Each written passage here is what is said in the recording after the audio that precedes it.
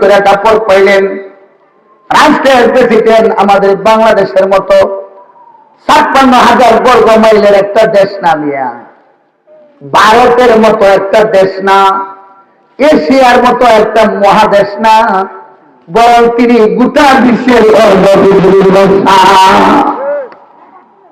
হযরত ওমর দুর্লভ কাপড় পাইলেন। ওনার যে একজন সন্তান তার নাম হলো আব্দুল্লাহ ইবনে ওমর, তিনিও তো দেশের একজন নাগরিক, কথা বলেন না কেন? তিনিও ভাগে 2 গজ পাইলেন। হযরতে উমরের বডিটা লম্বা চূড়া বডি, 2 গজ কাপড়ে জামা হয় না। আল্লাহ পায়গম্বর বলেছে শুন, দুনিয়া খলিফা হযরত ওমর রাদিয়াল্লাহু তাআলা আনহু, তিনার একটা জামা ছিল, অর্ধ পৃথিবীর অর্ধ জাহানের বাদশা হযরত ওমর। তার যে জামাটা ছিল, ওই জামাটার মধ্যে 18টা তালি ছিল। তাও এই তালিগুলি ছিল চামড়ার। একদিন ধরলে 1 সপ্তাহ লাগতো শুকাইতে। অর্ধ পৃথিবীর বাদশা, অর্ধ জাহানের প্রেসিডেন্ট হযরত ওমরের জামার অবস্থা এই ছিল। ছেলে আব্দুল্লাহ ইবনে ওমর বলতেছিলেন, আব্বা আপনিও ভাগে রাষ্ট্রীয় সম্পদের ভাগে রেশনের কাপড় আপনিও 2 গজ পাইছেন, আমিও 2 গজ কাপড় পাইছি, সুতরাং আপনার 2 গজ দিয়ে আপনার জামা হবে না, আমার 2 গজ দিয়ে আমার জামা হবে না। এখন আমার মন চাইতেছে, আমার তো একটা জামা আছে, আমার ভাগের কাপড়টা আপনার ভাগের কাপড়ের সাথে মিলায়া 2 4 গজ কাপড় দিয়ে আমি আপনাকে একটা জামা দিই, আমার ভাগের কাপড়টাও আমি আপনাকে দিয়া দিলাম। অর্ধ পৃথিবীর বাদশা, তারপরে ভালো একটা জামা নাই, আমার মন চাইতেছে আমার ভাগের কাপড়টাও আপনাকে দিয়া দিই। এবার হযরত ওমর বলতেছেন, বেটারে তোমার ভাগের কাপড় এইটার মালিক হইলা তুমি, আর তুমি যদি আমাকে হাদিয়া দিয়া দাও তাহলে কোনো অসুবিধার কারণ নাই। এবার 2 গজ কাপড় সন্তান এবং বাবার, 2 গজ কাপড় 2 গজ করিয়া 4 কিলো কাপড় দিয়া এরপরে বাবার জামা বানিয়ে দিলেন। ঈদের নামাজের সময়ে হযরত ওমর তিনি তো ঈদের নামাজ পড়ানোর জন্য মিম্বরের মধ্যে দাঁড়াইছেন, খুতবা পড়তেছেন। আজকে নতুন জামা, উমরের গায়ে নতুন জামা, সমস্ত মুসলিমরা তাকায় দেখতেছে উমরের গায়ে নতুন জামা। আহারে আশ্চর্যের কথা, এই উমর কোথাও থেকে কাপড় নিয়ে আসলো? প্রত্যেকের ভাগে জাতীয় কোষাগার থেকে, রাষ্ট্রীয় কোষাগার থেকে 2 গজ করে কাপড় পাইলে আমরা 2 গজ পাইলাম।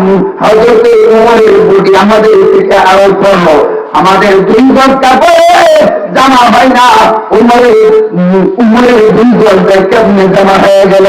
আমাদের মনে হয় হযরত ওমর মনে হয় অন্য কারো কাপড়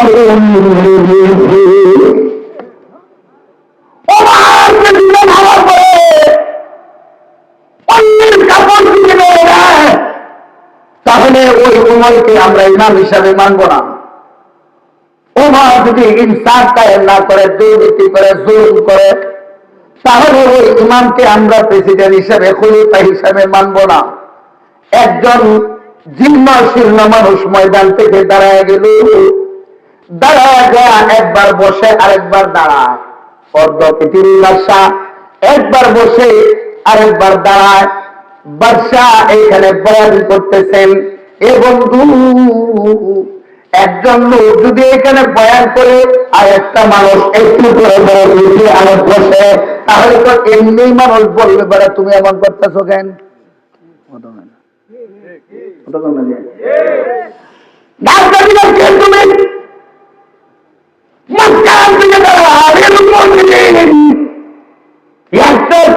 আমি আপনাকে বলতে চাই, অনুমতি দেন, তারপরে আপনার বক্তব্য দেন। প্রাইম মিনিস্টারের সামনে কোন একটা লোক দাঁড়ায় যেত, দূরের কথা আমাদের দেশের একজন মেম্বার যদি বক্তব্য দেয়, মেম্বারের সামনেও তো কেউ একজন ঠিক না? কিন্তু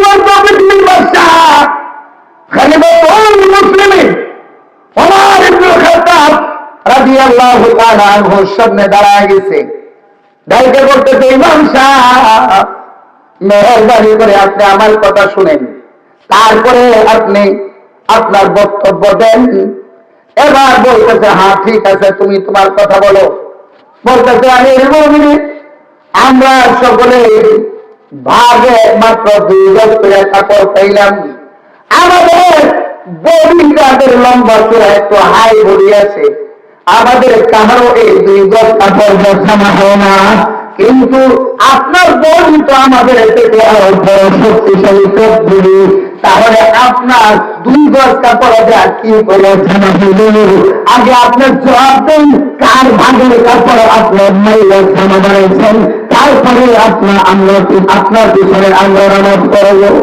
অত বড় সাহস আমিরুল মুমিনিন হযরত ওমর ইবনে খাত্তাব রাদিয়াল্লাহু তাআলা এমন মানুষ ছিলেন, অত্যন্ত গরম মানুষ ছিলেন।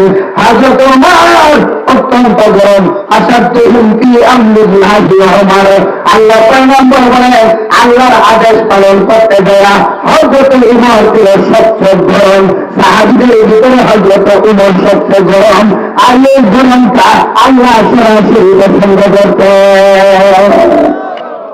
পছন্দ করতেন।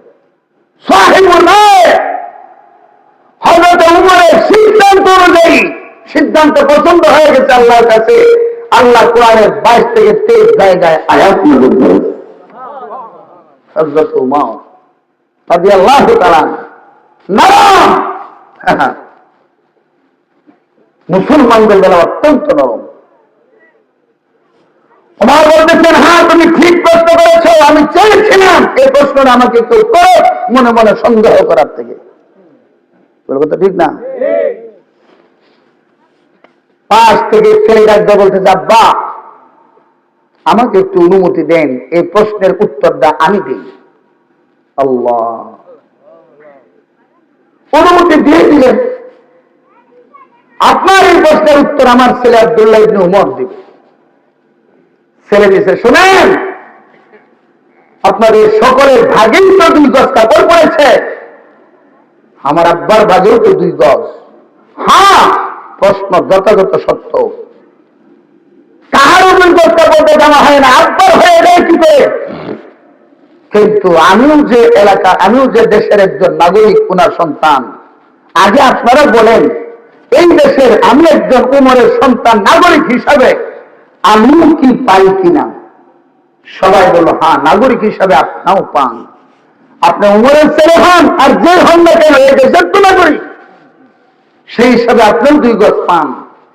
তিনি বললেন, দেখুন আমার আব্বা রাষ্ট্রীয় অনেক প্রোগ্রামে অ্যাটেন্ড করতে হয়, আব্বার একটা জামা, যে জামাটার মধ্যে 18টা তালি চামড়া, একবার যদি এটা ধয় কয়েকদিন লাগে শুকানোর জন্য, আব্বার বড় কষ্ট হয়। বিভিন্ন প্রোগ্রামে অনেক সময় বিছা কাপড় নিয়ে প্রোগ্রামে অ্যাটেন্ড করতে হয়।